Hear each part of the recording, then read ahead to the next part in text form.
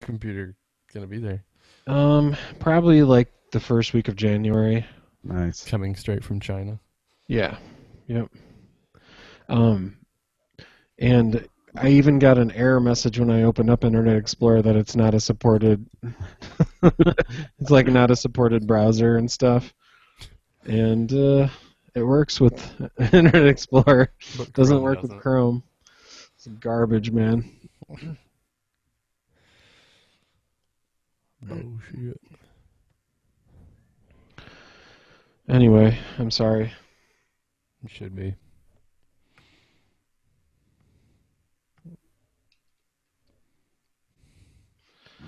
It was weird making my own Word document tonight. Yeah, I made mine too. I didn't know how to make a new one. I did it in Google Docs, but I didn't know how to make a new one. Um. All right. Well, I think I'm ready if you guys are. Yeah, I got all my notes typed up. Be ready to go. Ready. All right. Oh wait, before we do that though, how do you are you gonna do like we'll do one at a time? Like I each think do so. one and then just around again?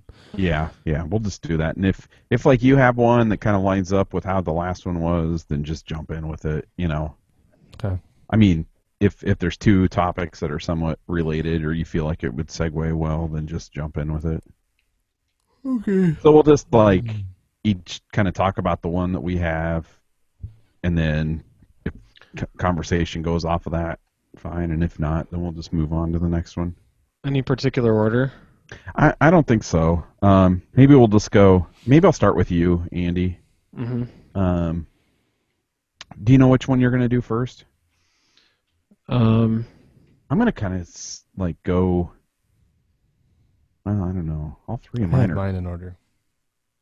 Like a I think I'll talk about Wrigley 100 first. I think, and Okay. then probably a and good then one to start with. I'll talk about. I don't know if I should go Solaire then Do second, Solaire next. and then Arrieta third. I guess for me. Yeah, do. Yeah, that sounds like good. Because then I can. What's your first one, Corey? I think. Do you have anything related to the minor leagues? No. Okay. Well, yes, somewhat.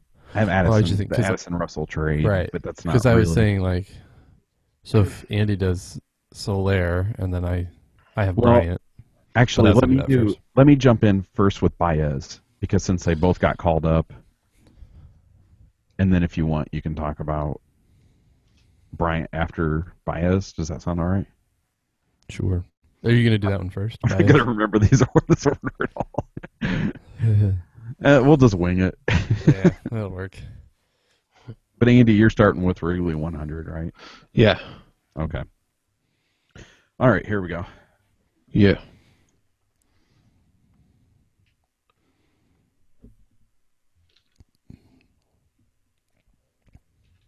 This is the last episode of our podcast in 2014, so we will look back on the last 12 months.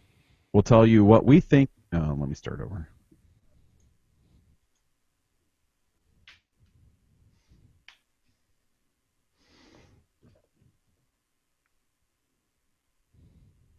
This is the last episode of our podcast in 2014, so we look back on the last 12 months.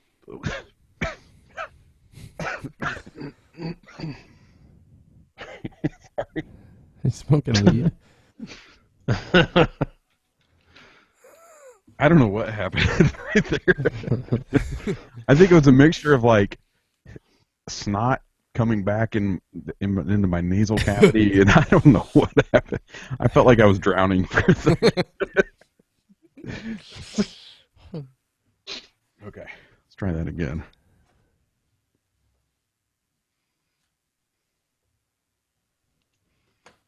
This is the last episode of our podcast in 2014, so we will look back on the last 12 months. We'll tell you what we think were the top moments and stories in 2014 for the Chicago Cubs. It's December 28th, 2014, and you're listening to the 288th episode of the Ivy Envy podcast.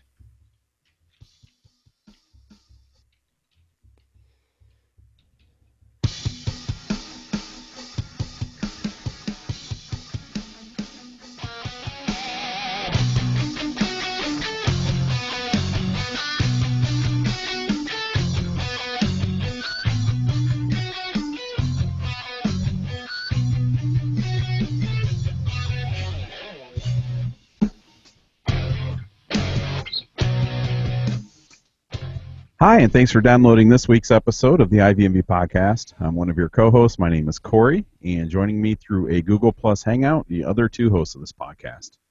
Hi, it's Andy. And Kurt. Let's start all that over. You guys muted. Oh, man. All right, I'll just start from the music. Are you recording?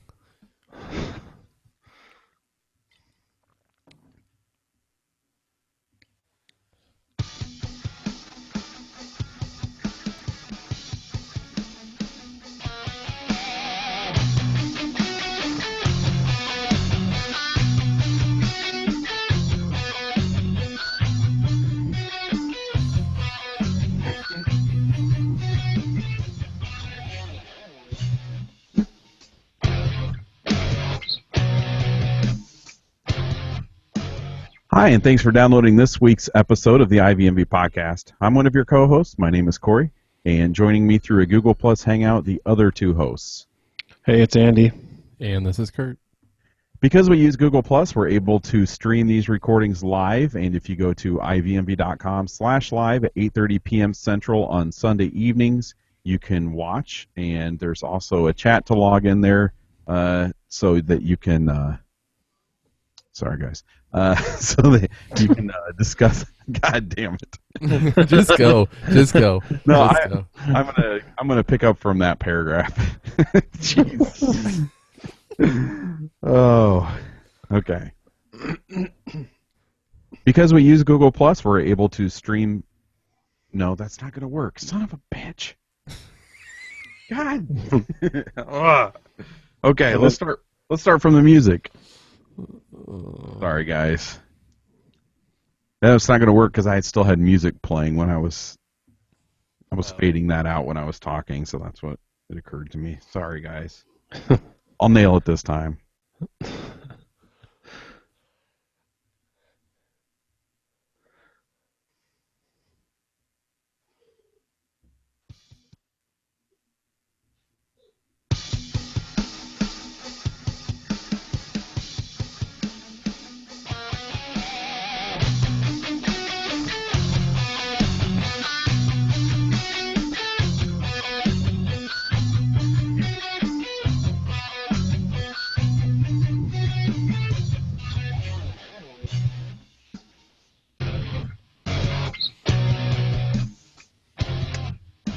Hi, and thanks for downloading this week's episode. I am one of your co-hosts. My name is Corey, and joining me through a Google Plus Hangout, the other two hosts of this podcast.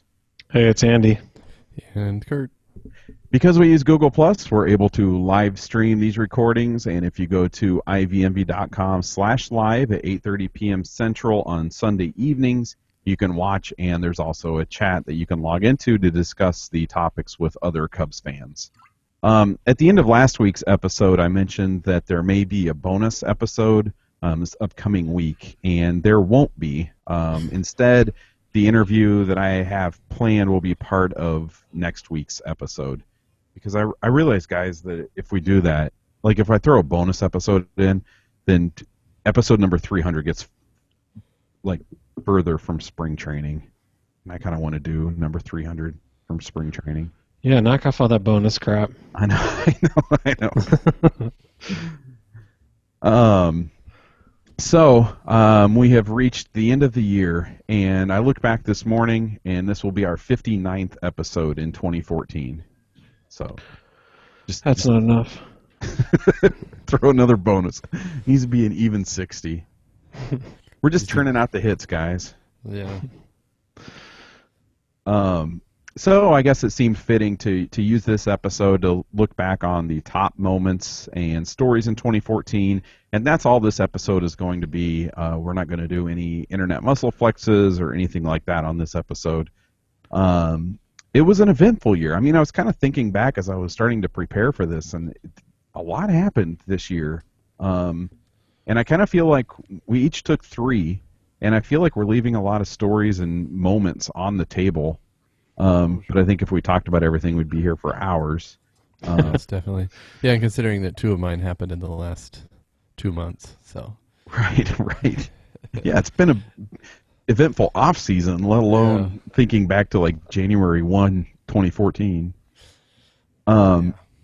So these are the moments and the stories that kind of stood out to us. They're in no particular order, not in chronological order or order of importance or anything like that. And I think we'll just go ahead and jump right in. So Andy, why don't you start us off? Sure, you guys. I don't know about you, but I'm pretty worn out from going to the party of the century. I don't know. Well, I didn't go. Just I partied you two. a little bit too hard, but one of my picks was the Wrigley Field's 100th anniversary. I thought the Cubs did a good job with this. They really made it something special in a lot of ways. The idea was to do 10 decades and 10 homestands, and so that included more throwback jerseys than you've ever seen before on Sundays. And then they let kids run the bases those days. There were a ton of cool giveaways. Like they gave away a Cubs Viewmaster, Cubs Etch-a-Sketch, Rubik's Cube, a lot of really cool giveaways. Sorry, I had to break to cough there. I'm so excited. But then we got to go to the 100th anniversary game, and it was pretty fun and pretty awesome despite the terrible outcome. First of all, the giveaways were pretty cool. The Feds jersey and the cupcake. I'll never forget that cupcake. I don't know about you guys. I think my fingers are still stained. Grandpa, what are those blue stains on your fingers from? Well, I went to the 100th anniversary game at Wrigley Field. Let me tell you about a special year in Cubs history. Back in 14. Back in 4. But yeah, in that game, Samardzija pitched actually, so it was cool. We got to see him live, and he only gave up 2 earned runs. But as many of you may remember, the Cubs lost in the 9th inning, giving up 5 runs. And our new buddy Miguel Montero was a big part of that, as he drove in the tying run off of James Russell. But I had a great time, a great day. Yeah, I mean, Andy, as you were talking about that, I mean, I kind of forgotten that. I don't know. It's so easy. You forget things so quickly. Like I almost forgot that they had those throwback jerseys, and that's something that really we hadn't seen. I think really the only time we saw throwbacks is when the Cubs were on the road and playing a team that were doing throwbacks. But also I forget. I mean, I've been to. I'm curious, Andy, and we may have talked about this when we did the podcast afterwards, but I would say that was like the most. I've never been to a playoff game at Wrigley, and I've never been to opening day, and I think that was the most energy around, and I don't know if I guess in the ballpark, but definitely around the ballpark that I've ever seen. Yeah, I'd probably agree with that. I mean, you had people dressed in, like throwback garb, like 20s fashions were out there on the street. Yeah, there was just a ton of, there was the cake outside too. Let's not forget the cake, and just, huge crowds and people. There was just a lot of energy, a lot of buzz out there on the street and then in the park as well. Yeah, so I probably agree with that. I haven't been to opening day or playoffs or anything like that, so. And it's probably like this at opening day, but I'm not sure. But I mean, that's the first time I've ever seen like a line to get into Wrigley. I've been to opening day, but I didn't go to this, so I can't really compare. But yeah, opening day's a buzz, but it's cold as hell, so people are less likely to just mill around outside. Even though, it was they do. Pretty chilly on this particular day, but it wasn't unbearable by any means. Yeah. Yeah, but it was. Yeah, I mean, I thought that was I'm glad that we went to that event, but I guess it also, when you look at the changes that are happening to Wrigley right now and the changes that are on the horizon, I guess it was kind of a good celebration of the more historic Wrigley Field. It's never going to look like that again. So, right. Yeah, that was. So a little bit of a time capsule to bury in our memories as we go forward in our relationship with the Cubs. Capped off that conversation perfectly, Andy. What are you going to put in your time capsule? All right. Kurt, do you want to go next? Yeah, sure. Well, I chose for one of mine Chris Bryant's pretty unbelievable minor league season. And I guess this I'm including really Chris Bryant's entire minor league career because that includes just part of last year. But he was just drafted June 6, 2013, and that's only 570 days ago. So, things have happened pretty quickly. And if, to sort of jog your memory, the Astros had just selected Mark Appel as the number 1 pick, and then Bryant went second to the Cubs, and Appel has just started 28 games in the minors and is 6-8, and his ERA is near 6. So he's still in Double-A, or at least he ended in Double-A. So you can kind of compare there, like who got the better end of that deal.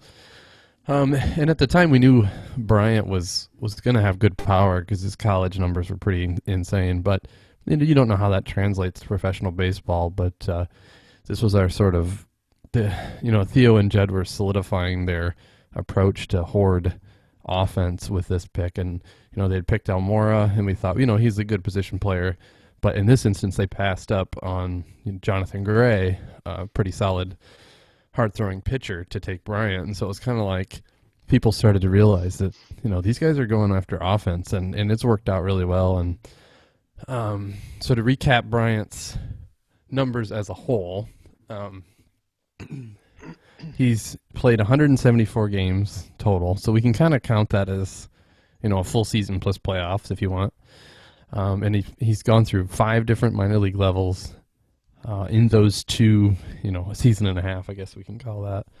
And he's had 203 hits in 720 at-bats, 327 batting average, 428 on base, and 666 slugging. So there's your, sign of the devil, 666 slugging. And he hit 52 home runs and 142 RBI. And that's just kind of insane. It's hard to wrap your head around a minor league season like that, or season and a half, I should say. And I think really what it shows is that he's a quick learner, to fly through 5 minor league seasons or 5 minor league levels in that short time is pretty hard to do because there's a lot of adjusting. And he had a few slumps, but nothing gigantic that made you worry. So he can adjust quickly. And I'm pretty excited to see him, in Chicago. I know it'll be next year at some point. I don't think it'll be opening day. I think it'll be in June sometime, but it's happening soon. So, him coming with all the other stuff that, we're still going to cover in this episode, but all that sort of combined for 2015 is pretty exciting. Yeah, and I guess I'll just kind of, Andy, did you have anything to add to that? Well, I just find just even listening to just his numbers and all that it is really exciting. And even more exciting is that we have so much more to get excited about. In the past, we would have like one exciting thing maybe to focus on, one up and or like coming. You might have a really good prospect, but not quite this good, and that would be it. But now you have this and all the other stuff. It's just it's kind of hard to. It's a little overwhelming. Even it's pretty awesome. Yeah, and I was just thinking as you were talking about that, Kurt. Assuming he does start in Iowa and does not break camp with the Cubs, I would really like to go to an Iowa Cubs game to see him and Addison Russell there, assuming he starts 2015 in Iowa. And I'll just kind of segue that into my number one, not my number one, my first one, because these aren't in any order, is Addison Russell and the trade that brought him to the Cubs. At the time, this one was a little tough for me to swallow, this trade, and that's because Jeff Samardzija was involved. It wasn't tough to take because I disagreed with it, but mainly just because I didn't want to see him go, even though I knew it had to happen. The A's were willing to sell out their future and make a run in 2014, and they were willing to give up their top prospect, Addison Russell, in exchange for Samardzija and Hamill, neither of which are with the A's anymore. Both are back in Chicago, Hamill back with the Cubs and Samardzija with the White Sox. At the time of the trade, the addition of Addison Russell, that gave the Cubs 3 of the top 7 prospects in baseball. And then in November, Baseball Prospectus, they ranked Addison Russell ahead of Chris Bryant and Soler as the top prospect in the Cubs system. I think that was a little surprising. We talked about that when it happened. But as far as Russell goes, he's only 20 years old, and it would appear that he'll probably start in Iowa AAA in 2015. He played in 63 games at AA last year. The time that he was in the Cubs organization with Tennessee, he had a slash line of 294, 439, 500, and so that gave him an OPS of 939. Probably the best shortstop in all of the Cubs system, which means if there is a player to push Castro off of shortstop, it's probably Russell. And I guess that situation could happen as soon as 2015. But I really do think that the addition of Russell was a huge moment in 2014, because it's not often that you can add a top 5 prospect, a top, in all of baseball, to a group of prospects that already make your system ranked the best in baseball. So, yeah. I mean, the prospects like that just aren't available. Teams don't want to, sell their most valuable asset unless they're the A's and they're thinking they're going to win it all. So yeah, the timing worked out pretty incredibly. And I don't know. It's hard for me to still. I mean, obviously, based on paper and on the numbers, I'm excited about Russell. But he's the one I haven't seen play. I don't know much about him. Like all these other guys, we've been following them since they got drafted, or since for quite a while, and so you kind of feel like a little bit more about him. But Russell, even though he was there most of last year, he missed some games, but I just feel like I don't know him as well, and so it's a little harder for me to get excited, even though I know he's pretty incredible. Yeah, and that's why I'm looking forward to him being in AAA. Just that we get to see these guys when they're drafted. We get to see them in the Midwest League, and then we have to wait a couple years, like with Javier Baez, and wait until he get to Iowa and we can see him again. But yeah, that it's kind of funny that. I think you're right. Like he doesn't, when I think about the prospects, obviously I think about him, but I can visualize games that I've seen some of these other guys play and things I've seen them do, and and really I didn't even. You've even seen a lot of just in the last year, through Twitter and Vine and stuff. You've seen a lot of like Chris Bryant home runs and stuff like that, and so I feel like I've kind of like somewhat come at least his highlights, but I haven't seen that much of Addison Russell. So I'm looking forward to this spring, and I think if Bryant starts in Iowa, like we assume he will, I would really like to get over there early in the season to see, that side of the infield. Yeah, for sure. I will be making the 2-hour drive. Even if Bryant isn't there, I will still be making the 2-hour drive at some point. Yeah. To see him. All right, Andy, your next one? Yeah, the next one is all about my favorite Cuban defector of all time. I thought you were going to say all about that bass. And that too. But I'm speaking about our buddy Jorge Soler. And he came up to the Cubs the very end of August, and he ended up hitting 292 and 89 at bats. He hit 5 homers and drove in 20 runs, 6 walks, 24 strikeouts. So he still had, for all us talking about his plate discipline being a little bit better than some of the other prospects, he still did strike out at a pretty high clip. But still, that ended up being like 10% less than Javier Baez. But he showed a cannon of an arm in right field. I remember several plays where he just threw the ball on a frozen rope to second base. But the most memorable moments is he hit a home run in his very first at-bat against the Reds. But the very most memorable game came 2 games later against St. Louis. I don't know if you guys remember this game. He hit it's hard to forget. He hit a towering homer to dead center that was pretty incredible in its own right. But then his next home run was maybe one of the best home runs I've ever seen, for sure in 2014, as he absolutely annihilated a ball and hit it into the left field concourse, past all the bleachers, just up under, kind of off to the right of the Big Mac land sign. I mean, he just annihilated this ball. And, yeah, that was one of those. Sorry to sort of chime in on your pick, but like that was one of those. What are your thoughts on it? That I watched that. I saw that game. I was watching it by myself, and that's one of few moments outside of playoff baseball where like I got out of my seat and I was freaking out, but by myself. You know, where like you're making crazy noises that aren't even words. Where you're just like, oh, you know, just going nuts. And then you sort of realize like, oh, I'm here by myself. I'm in my mid-30s. and I'm freaking out. But it was that cool. Like it was. Yeah. It gave me I sort of remember me doing the same thing. I remember being, oh no. I think that was the exact words that came from my mouth. But yeah, it was incredible. Well, when I knew that you were going to talk about Soler, I actually went back and watched the highlights of that game and looked at the box score and stuff because I was trying to remember it. And I think for anybody that has MLB at bat, I think, man, I wish I could remember who told me. Somebody told me on Twitter, I think, or maybe it was on our Facebook page. Shoot, I can't remember who told me. But that I think all of the games are available. Yes. Yeah, the archives up to the last couple of years are. But on at bat?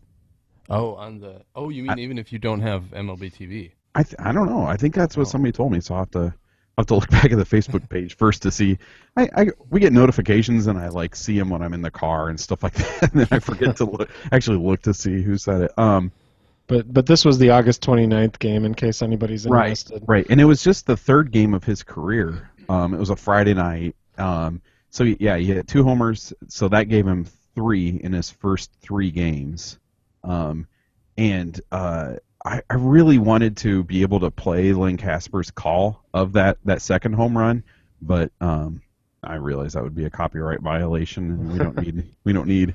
We've already pissed off MLB Advanced Media last week. We don't need to.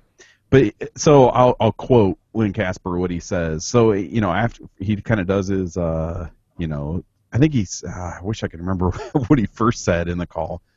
I don't think he said it was demolished, but I think he said it was massacred or something like that. Yeah, he did. He said massacred. I remember that now. Yeah, I think he said it was massacred. And then while they were showing the replay, he said, "Do you hear that buzz?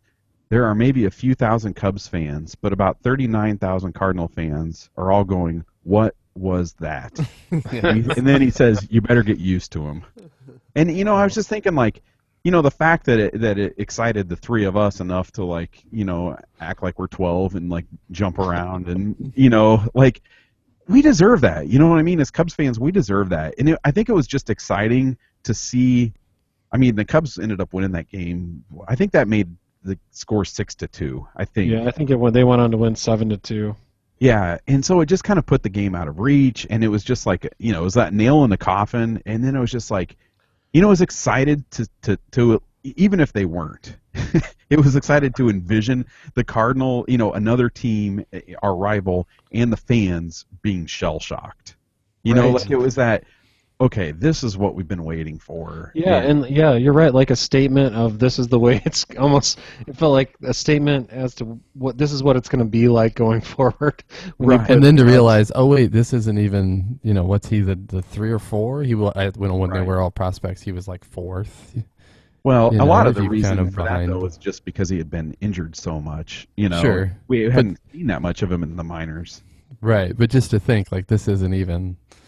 Right. This is just one piece of it, which yeah, like I guarantee you, I was like sent some obnoxious tweet to the 2 Cardinals fans that I, or not tweet, text, to the just to I don't know. We deserve to feel that because we haven't felt that in a long time. And he really ended up being kind of the most exciting prospect to watch. I mean, Baez, as we know, struggled pretty badly towards the end of the year, and Soler was the guy I think that at the end you stopped what you were doing to watch that at bat more so than anybody else.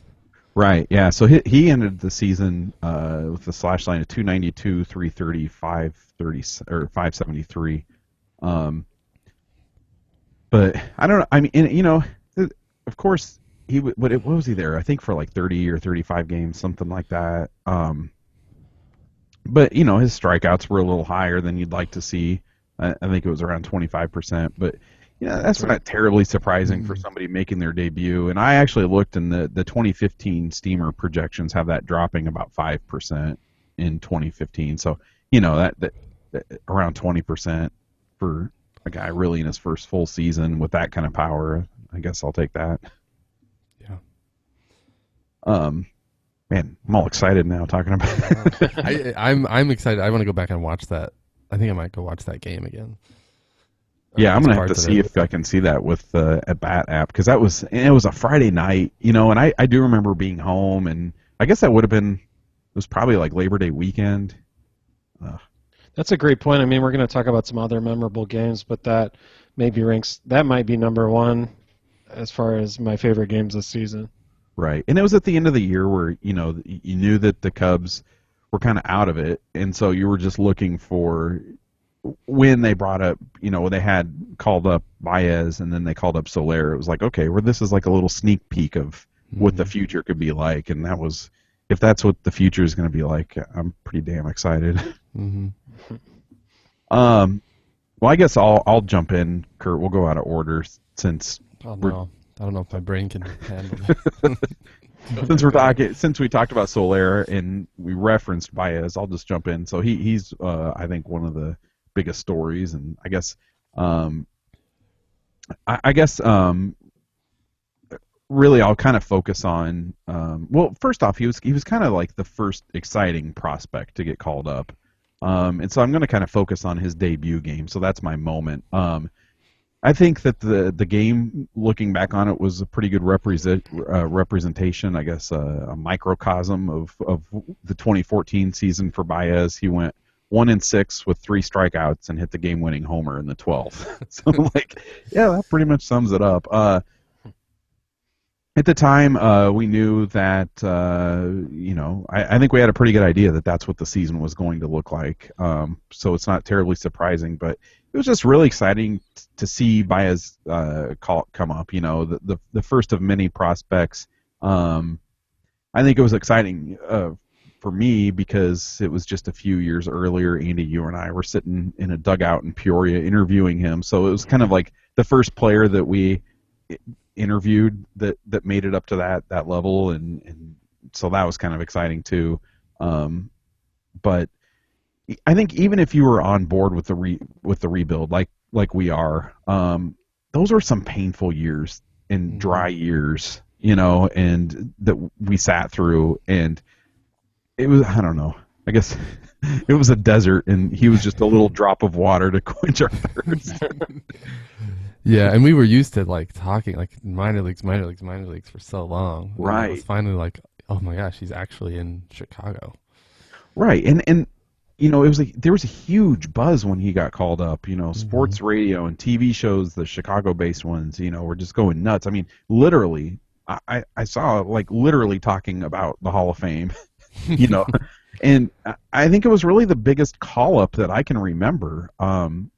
And I think what made it even bigger was that it was part of this rebuild, and we knew that he was just the first in a line of many highly touted prospects to be coming up, and it was exciting. I'll never forget his first at bat. Something Andy will never be able to cherish.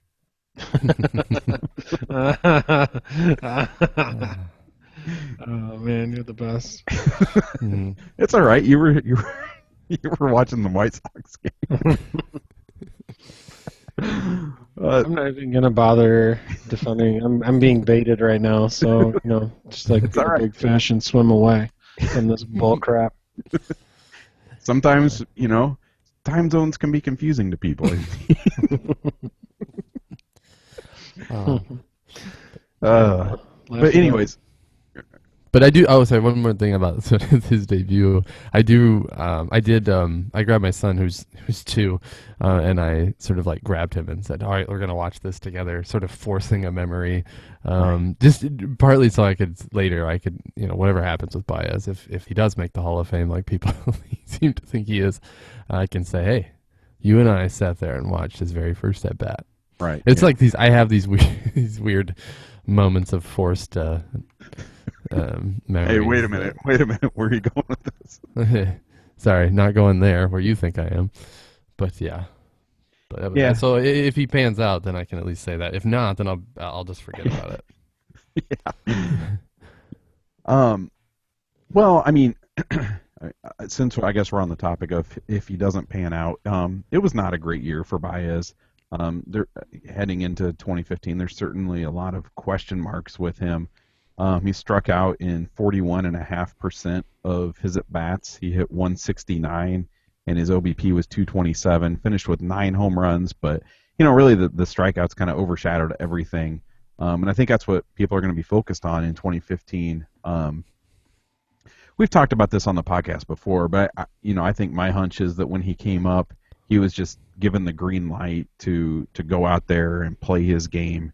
And I think some young guys probably need to fail on their own and realize their failure, and then make the adjustments rather than I think that's what they did. I couldn't see them calling him up and then trying to like overcoach him, and I think because the Cubs were out of it and you just let him come up and swing like he does and then let him figure it out. And obviously Baez has a lot of adjustments to make. I don't really know how they can tweak his swing without him losing some of that natural power and everything, bat speed that he has and everything like that. So I'm not sure, and I don't know anything about this kind of stuff. Like I'm not a hitting coach, but I kind of think that we'll see more of coaching and more of an adjustment with his approach at the plate than his swing. That's just my guess, but I do think that we'll see, and that's something that I think can be corrected easier than a swing. A change in a swing is to change your approach at the plate, and and probably a lot of it too is knowing, okay, this is how they set me up, this is what's coming next. And so I think he's so young and he's got a lot of learning to do, and so I'm not ready to in no way am I going to close the book on Javier Baez based on what I saw in 2014, but I think we're going to see some pretty decent improvements in 2015. Absolutely, especially new coaching, and I think I totally agree with what you said about taking it from the approach and plate discipline side, or pitch recognition. I think is pretty key. I don't think he messed with the swing yet, and just when they look at history, they knew he was a slow adjuster. He's had his slumps at different levels, and there's no point in tweaking when a guy's slumping like that. Just wait till he's kind of figuring some stuff out and then work with him. So. Right. But yeah, I think some pitch recognition and recognizing his own weaknesses in certain counts is going to improve him drastically. I'm looking forward to seeing him. I think it'll be interesting to see him even in spring training. I think that we'll be able to tell pretty quickly what his if his approach at the plate has changed, and yeah. And I'm kind of curious to see how the sort of Madden factor plays into him too, because Madden really pushes the having fun with baseball and playing, and he's serious too, but have fun, play the right way, but don't forget you're playing baseball kind of thing. And I don't know, Baez seems pretty serious to me. He's a pretty serious competitor, so I'm kind of curious how that will or if it will affect him. Yeah, I don't think these young guys that obviously this competitiveness is part of who they are. And even Andy, when we had the opportunity to sit down and talk with him, what was he, 19 at the time? I mean, he was a pretty he was serious then. And I just think that he there's a desire to be successful, and I don't think he was happy with how he played in 2015, and so I think I don't think it'd be tough for any coach to say, hey, maybe you should try this. Let's work on this. I don't think he's going to, where if he had gone out there and had struck out, maybe around 25 or 30% of the time and had a few more home runs, he would maybe dismiss that a little bit more. So I kind of wonder if he wasn't brought up to just realize that, I mean, I don't know, that doesn't sound right. Not brought up to fail, but, just maybe hands off so that he could kind of see things on his own. But well, he seems to really. They came across and his demeanor and what he said to us is does seem to take a lot of pride in his work and really wants to be the best. Wants to be the best Javi he can be, Yeah.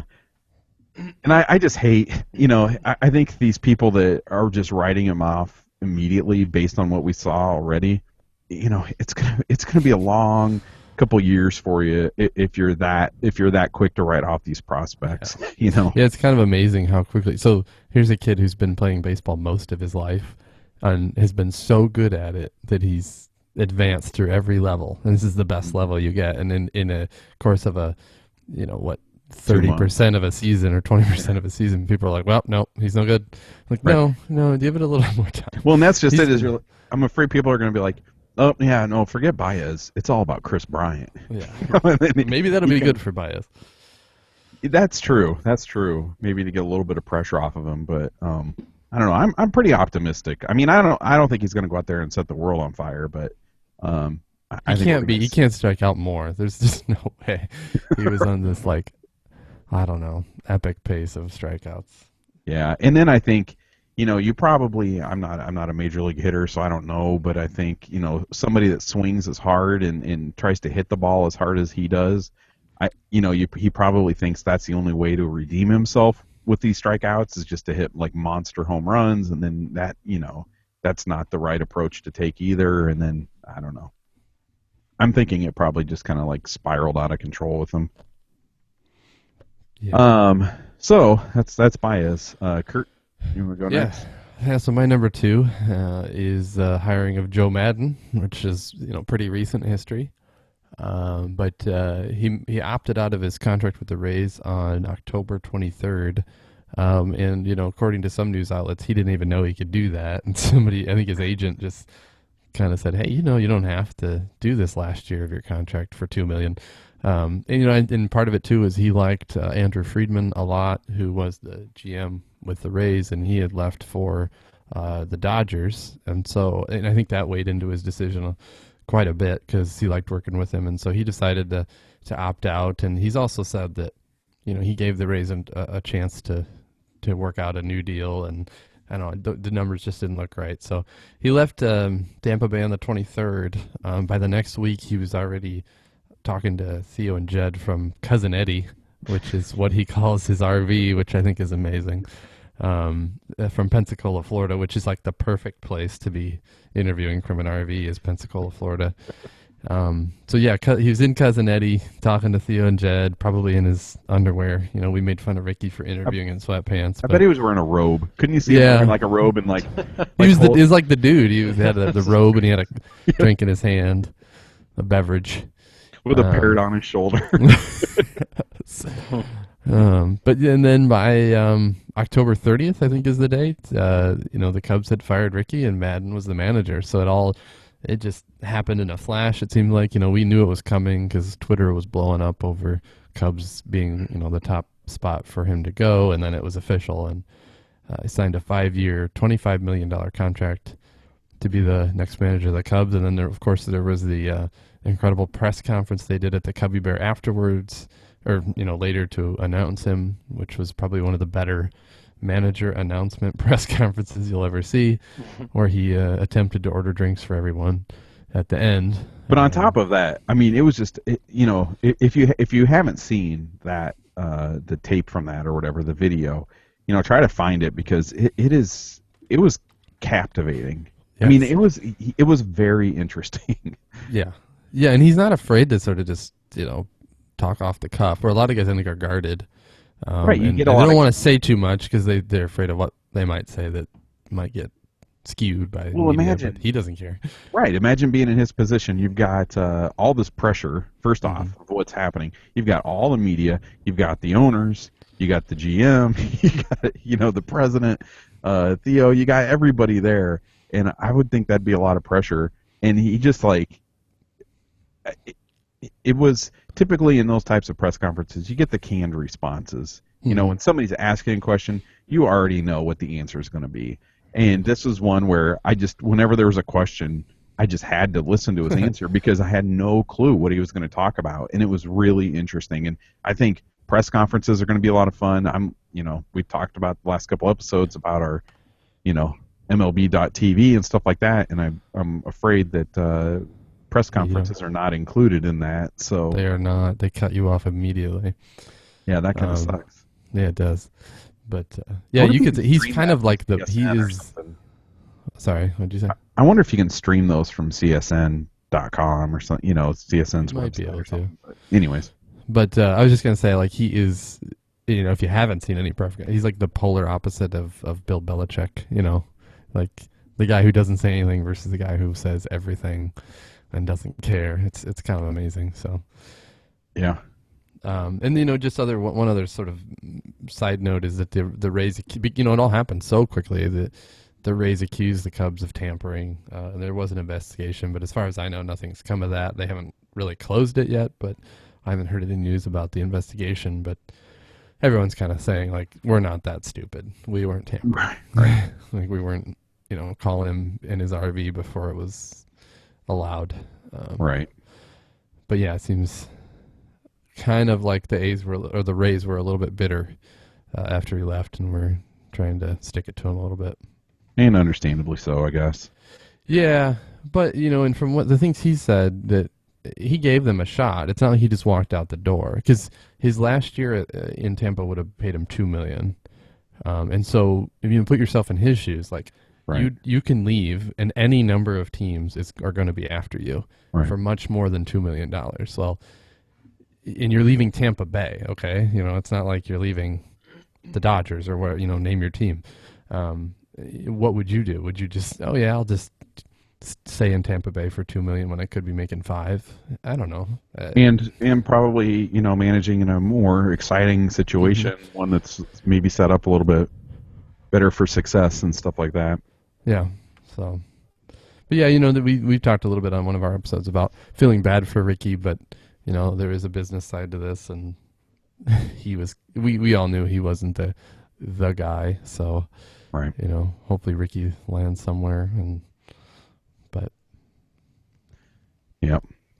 So yeah, that's that one. Number 2.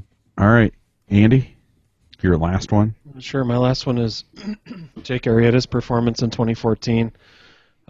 He really emerged as being a potential ace material. And until the Cubs got Lester, it looked like that's what he was going to be. He was going to continue in that role, I guess I should say. But anyway, his 2014 numbers were excellent. He went 10-5, and by the way, it's worth remembering that he didn't even pitch until May of 2014, as he started out the season with a little DL stint. So he only ended up having 156.2 innings pitched, and in that. With those innings, he went 10-5 to the tune of a 2.53 ERA. He only gave up 5 home runs in those 156.2 innings. He struck out 167 batters. If you look at his FIP, if you want to kind of take the Cubs' at times sketchy defense out of the equation, he had a 2.26, which so. Potentially even better than what his ERA indicates. He had a stellar WHIP, 0.989. So under 1 is pretty insane for WHIP. His K per 9 was 9.6, and I could go on and on. But he had a couple really memorable games. Number 1, he took a no-hit bid into the 8th inning versus the Reds in September. If you guys remember, there were 5 outs to go, and a ball was driven into the gap, and Matt Caesar tried a heroic dive at the ball, and just couldn't quite come up with it. And so that ended his no-hit bid, but that ended up being a one-hit shutout. And he struck out 13 in that game. And then the other game that was pretty amazing is he had a no-hitter intact with 4 outs against the Red Sox in June, and he racked up 10 strikeouts in that game. So he flirted with the no-nos a couple times, and I really felt like, and I still feel like that is coming. His no-hitter is coming very soon. Well, in the game before the Red Sox won, he took one into like the 5th or 6th, didn't he? Like Yeah, he had like back-to-back games where he was. And I got to see him in person once in 2014, and I think he maybe had one going through like the fourth or fifth. Mm-hmm. Yeah, there was a stretch there where you almost expected it through at least 4 or 5 innings. Well, yeah, and I was kind of thinking about that today, and I was thinking that, he really was the first Cubs pitcher in a while that I wanted to watch because I felt like he could throw a no-hitter, and I was trying to think of, like, who would have been the last pitcher, and I think it probably would have been Zambrano. Yeah. In his peak, where it was almost like you felt like he could do it on any start. Unfortunately, Zambrano, it was either a no-hitter or just total meltdown. Or it was an eventual total meltdown with him. But yeah, he just had Arrieta had such control on the mound. He just. I wish I would have looked, and Andy, maybe you did look at like individual performances. I can't remember him having a bad game. And I'm probably glossing over it, but. Well, like a bad appearance for him was kind of like only making it through 6. He did have one against the Rockies in August where he gave up 9 earned runs.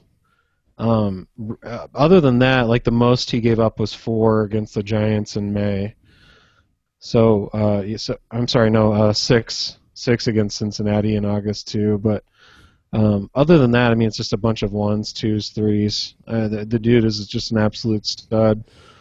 Yeah, and this is one of those where like you really, I assume they haven't said it, but like it has to be a Bosio. You got to give him some credit here because I remember a scary stat at one point when he was kind of lights out where I looked at his pitch type, and I've just pulled it up now, but like previous to this last year, he was throwing his fastball in the 65%, and that dropped to 47.5 in 2014, and he really started using the cutter. Originally he didn't even have a cutter; he was throwing a slider, and then kind of replaced that with this cutter, and is throwing it 28% of the time versus 2013 he was throwing it 6%, and it's been such an effective pitch, obviously. Right. And to take a guy who has great stuff and say, well, maybe if you kind of mix in this pitch with that pitch, start throwing your fastball less, and stop relying on it so much, and you might be more effective. And it worked out, as we can see by those numbers. That you've got this is one of those moments where you have to give the coaching staff a lot of credit here, because I don't think Jake just did this on his own. Like, oh, I should throw a cutter a lot more. Right. Well, yeah, the closest. It's worth mentioning too that he hasn't pitched a full season yet. Right. This season is the most starts he's had since he's been in the bigs. He started 22 games for Baltimore in 2011, and maybe this speaks to your point, Kurt, a little bit, is that his repertoire was still rough and largely undeveloped and unrefined, and he pitched to the tune of a 5.05 ERA. Of course, that's against AL East teams as well, but yeah, credit to the coaching staff to help him kind of figure out the way his stuff can be the most effective. Yeah. And it'll be interesting to see what he does in 2015, knowing it's kind of the sophomore year, and there's a lot of tape on him, a lot of film, and people are going to have a better idea of what he's doing. But it sure didn't. I don't know. He just looked good all season long, really. Even in September, it seems like he was still pretty dominant. So it's not like he had a couple of good starts and then people figured it out. So it's exciting to have a pitcher that, you don't have to spend a shit ton of money. Right. Yeah. Yeah, and I remember he made $500,000 in 2014. And he's still got. When is his arbitration? He's arbitration eligible already. Oh, right. So he's not a free agent until 2018. Right. Yeah. So he's still, even at like whatever he gets in arbitration, or works out before arbitration, is still going to be a reasonable amount of money. So. Right.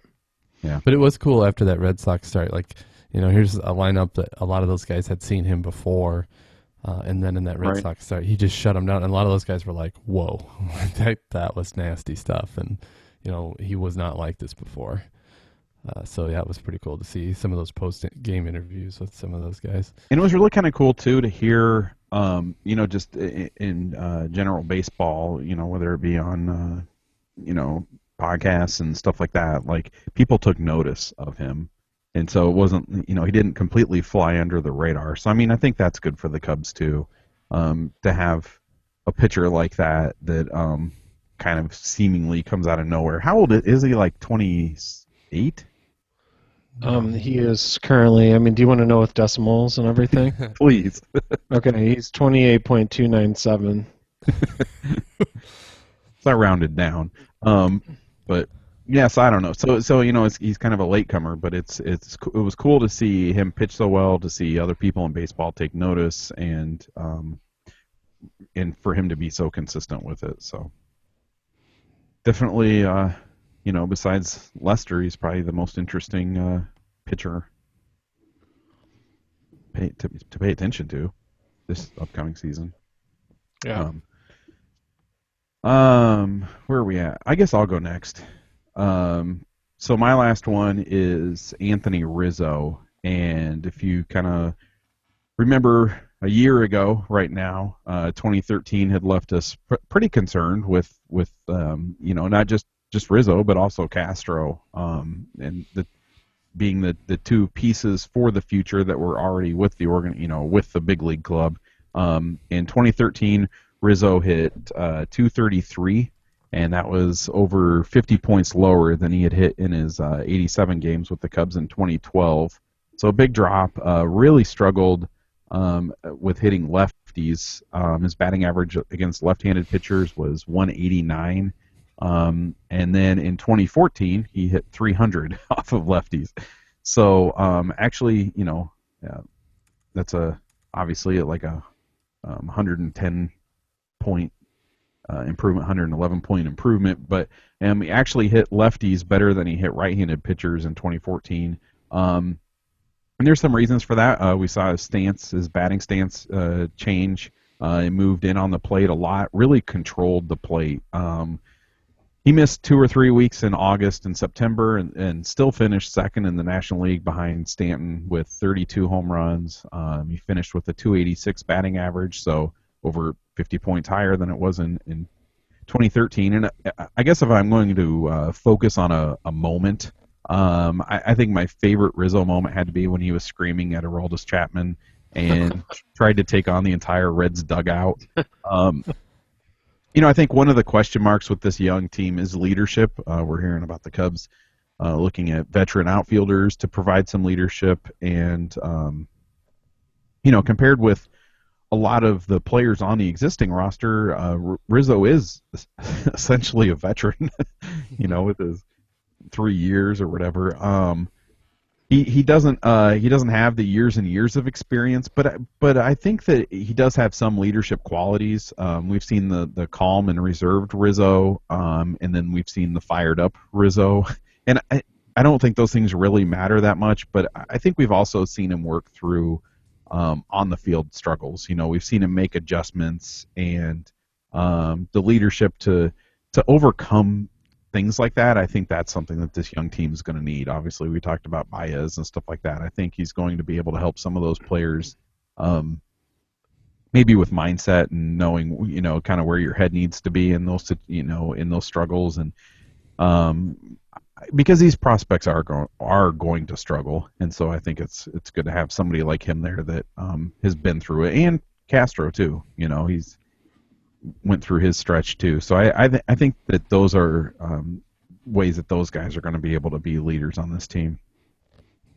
Yeah, and it was nice to see Rizzo too, like how good he is defensively, or how good he's, we knew he was pretty good defensively, but man, he was really good last year, and to kind of pair that with the offensive season he had, like ended up being one of the better first baseman seasons we've seen. Right. Really in forever. So, it's easy for his season to get lost on how bad this team season was, but it was pretty impressive. I guess when I just kind of like visualize Anthony Rizzo in 2014, I just see him like standing on top of the plate, and then like anytime a pitcher went inside, he'd like scowl at him, And like you listen to his press game conferences, and anytime he talks, he's so like kind of soft spoken and reserved and stuff. And I don't know, I really like seeing that like kind of competitive edge on the field. And I know that doesn't make him a better player or anything like that, but it's just kind of it's good to see. It's fun to watch. Yeah. All right, Kurt, you got the last one. If anybody's listening, I bet you might be able to guess what it is, what we haven't covered in so far in these 9. But it's the largest. Bonifacio's start to the season. No, I was actually gonna do the Cubs claiming Kick'em. I'm switching it up here. I thought it was pretty big. But no, it's the largest free agent contract in Cubs history was just recently signed to a fella named John Lester. So he signed with the Cubs on December 10th for 6 years, $155 million. So that's a lot of money. And when my last one was Joe Madden, and when Joe Madden was inked, we kind of talked about what does this mean for the Cubs more broadly in the free agent market and down the road when guys are looking for places to go. And I certainly think this helped the John Lester negotiations. It didn't hurt them for sure. That was kind of done.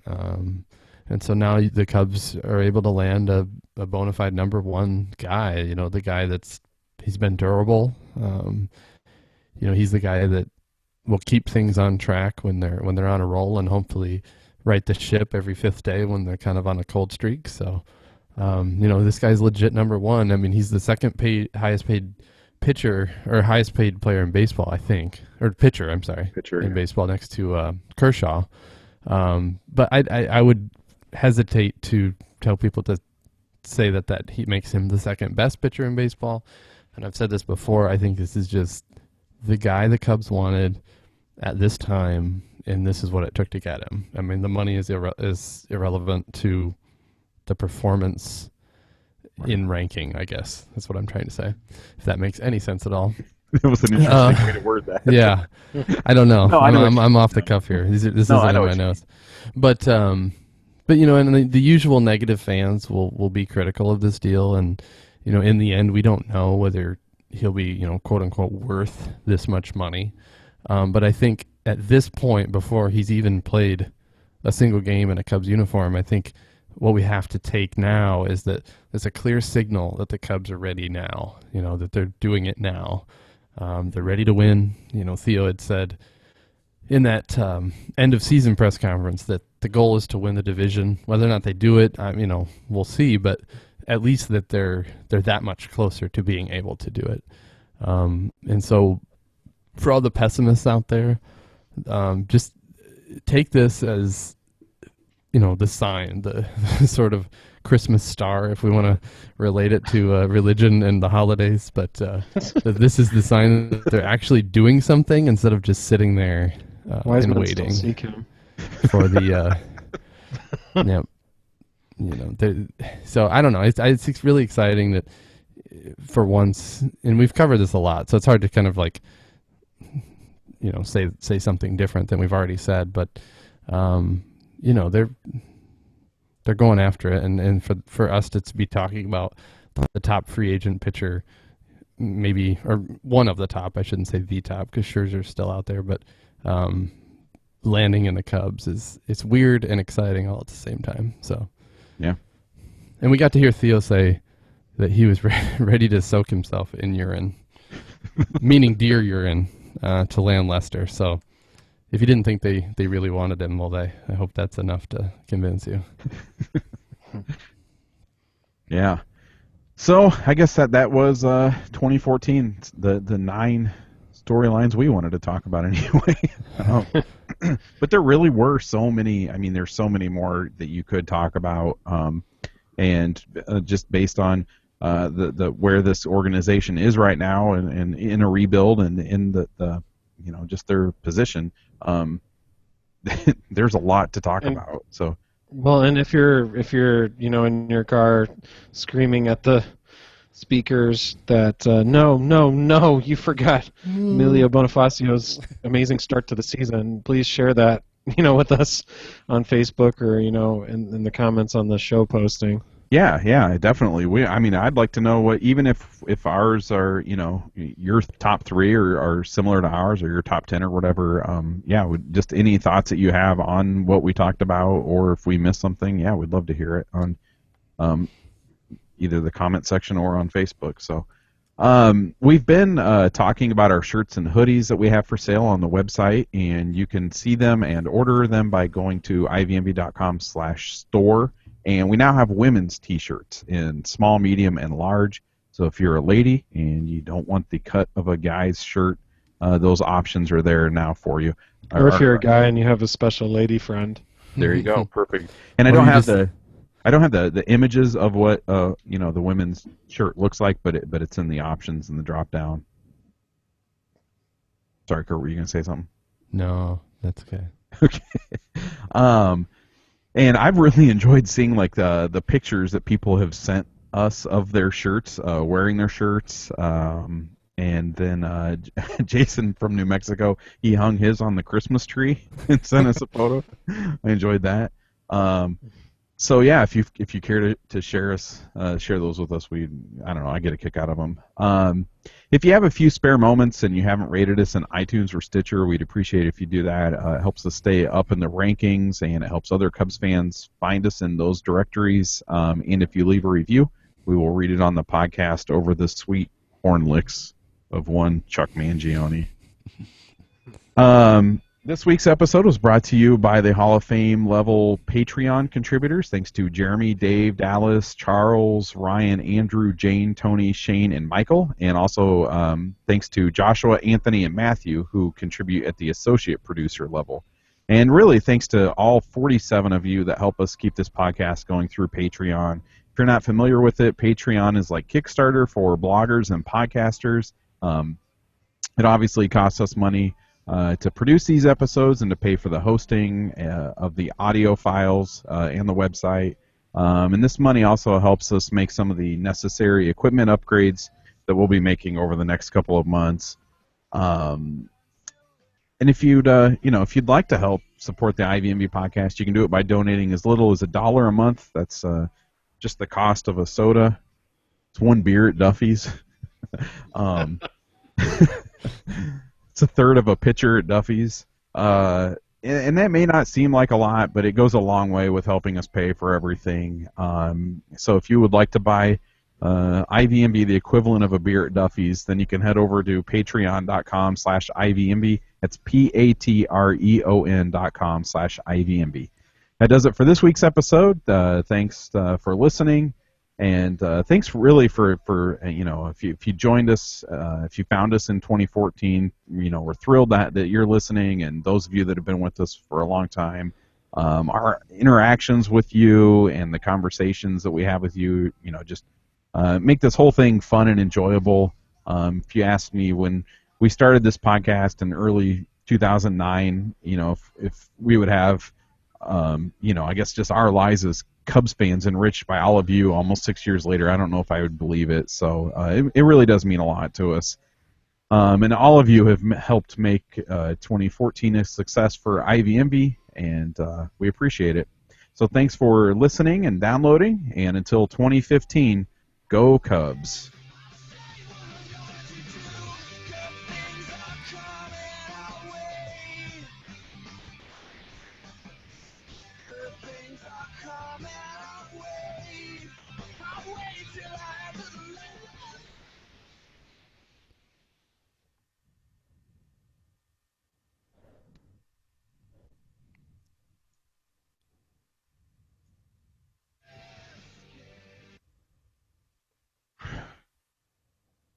Cool. Mm-hmm. That was probably right at an hour. That's 2 episodes in a row, right at an hour, I think. Yeah, I think if we don't when we don't do listener questions, which I actually like listener questions. I know, but that shortens it up quite a bit. Yeah, we covered a lot of topics. Yeah, that was good.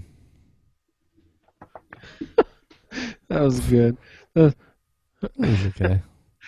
You sound like I'm just scrolling through the Facebook page to see the pictures of the shirts right now. You see them? They're like Sean's is cool. Yeah, that was cool with him and his dad. I don't go, so I don't ever go on Facebook anymore. Like I almost never do, so I miss this stuff. Oh man, Delana, what a character! I tweeted we were recapping the 2014 Cubs season on this week's episode of the podcast, and she said, "Let's talk Starlin." Traded. That's what I think we should say. How about hey Delana, how about we talk about Dude, I don't think we want to talk about players getting into off-season trouble. I don't think a Cardinals fan has much room to talk about that kind of stuff right now. No. I don't think he'll be around too much longer.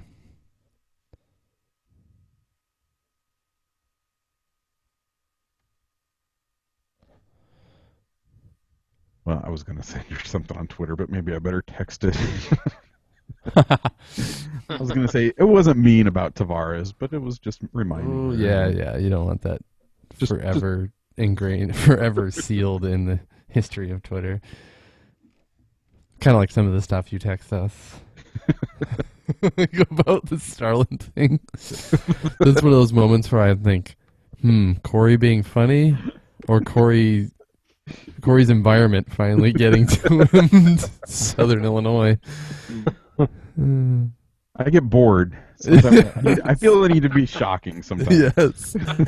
That's when I wonder, like, is he just being funny or is he just starting to think With this stuff? funny quotes, is he being funny or... Is this Victoria, Illinois talking or is this...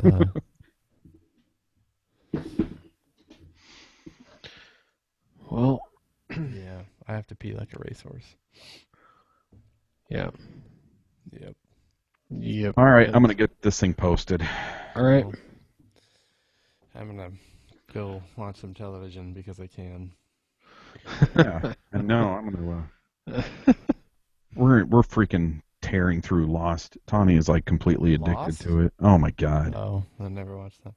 We're trying to get caught up on Sherlock. We're like halfway through season 5 now, Andy. Oh, really? Yeah. It's Here's my fun thing to do. It's just over the top now. I'm over it. And so like every time there's like that shocking thing, and I always look around and I go, what? What? Yeah, 5 and 6 are kind of bullshit. I think, but as long as they're on the island, I'm cool. I don't like all the stuff off the island. Yeah, I agree. There's an amazing episode with Richard Alpert's backstory. Oh, I think it's season 6, but that one's really good. So okay, stay the course, and I think you'll enjoy that one a lot. But as a whole, 5 and 6 are pretty frustrating. Oh well, I didn't like 4 at all. I mean, 4 like once 4 started, I was like, yeah, I'm not enjoying this anymore. 4 pretty much deals with the boat coming, right? And it's them. The freighter. It's the story of them back in L.A. and stuff. Oh yeah, that one's a little frustrating too. Yeah, I mean for me, like 2 and 3 are my favorite seasons. Yeah. I need to watch one show that you guys watch. Just one. This one is like a big commitment. Well, I'm not watching Lost because I was out of it when it was like Lost is my Star Wars. Like Corey's not going to watch Star Wars. I'm not watching Lost. You should watch Lost. No, F it. There's too much other stuff to watch that I just. Let me think. Because I think that was such a social phenomenon when it was happening as it happened, which I actually thought was kind of cool. But that's the nice thing about doing it now, though, is I don't have to wait week to week. I don't have to wait year. Yeah. I don't have to wait. But that's why I'm 4 or 5 months. Every show. Like Beth and I had to do that. Yeah. Have you guys seen The Wire? Have either of you watched The Wire? I watched an episode or 2. Holy shit! Who's the main star of that? It's so damn good. Who's the main? Dominic. What's his face? But the guy who's on Boardwalk Empire is also on The Wire. Chalky. Yeah, Chalky. Whatever. I'll be off work for like 5 weeks with Ellis, so. I would maybe think about watching Boardwalk Empire. Well, I'm required by my wife to catch up on House of Cards. Oh, that's okay. She loves Yeah. it, so she tells me I have to. Yeah, fuck that. The Wire. The new season Okay. is coming out, I think in February too. I'll consult you again when I go off. Well, because I'm off. I'll start off on February 9th, so Oh maybe yeah. I'll have. Some No, Boardwalk Empire is pretty cool too. There's just, But there's just I so haven't much watched good that. stuff out there. It's hard. I've only Yeah. seen one episode of House of Cards. It's pretty good. She loves it. She's pretty cutthroat like that.